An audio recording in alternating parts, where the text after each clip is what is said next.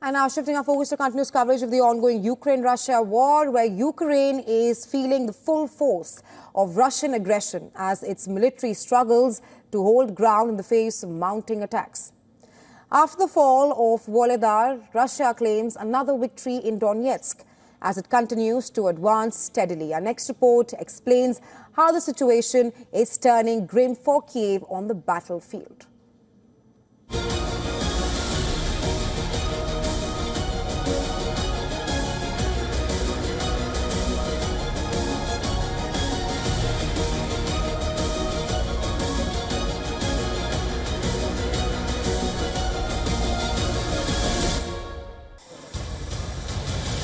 Another night brings destruction to Ukraine, with Kharkiv once again under heavy bombardment.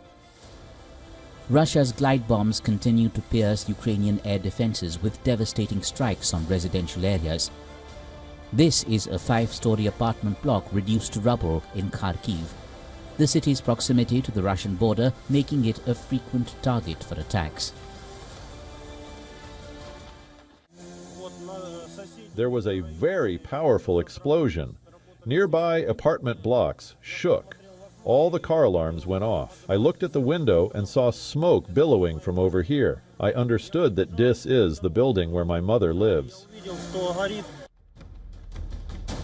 The Russian military has released images showing what it claims to be the destruction of more than a dozen Ukrainian armored vehicles and artillery guns. Another set of images depicts precision strikes in which Moscow claims 30 Ukrainian soldiers were killed.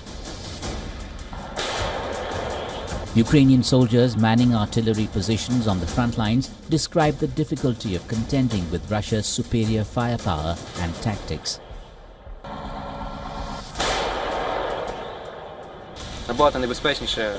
Artillery is still the main means of supporting the infantry, but now the artillery is very much hunted. Our artillery isn't big in number, but it's hunted by Lancet drones, artillery and guided bombs. Artillery has become much more dangerous. Our main task is a counter-battery fight. The enemy has an advantage in the number of mortars, enemy guns. We are trying to reduce this advantage. A day after its stunning victory in Vuhledar, Russian forces have captured another settlement in Donetsk, reinforcing their position in the region.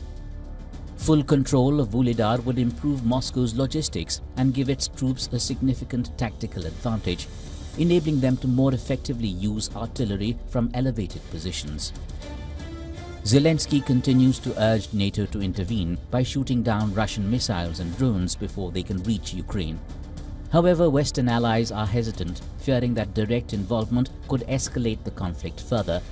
The new NATO chief on his first visit to Kyiv promised to stand by its ally.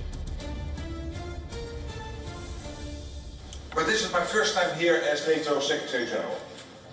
And it was important to me that I come to Ukraine at the start of my mandate to make crystal clear to you, to the people of Ukraine, and to everyone watching, that NATO stands with Ukraine. Despite the support from the West, Ukraine's situation on the Eastern Front is growing more difficult. Russian troops are using refined tactics and superior manpower to make steady gains. In key areas like Vuhledar, battlefields that have remained stagnant for over 2 years are now seeing movement. And it's largely in Russia's favor. Bureau Report, WION World is One.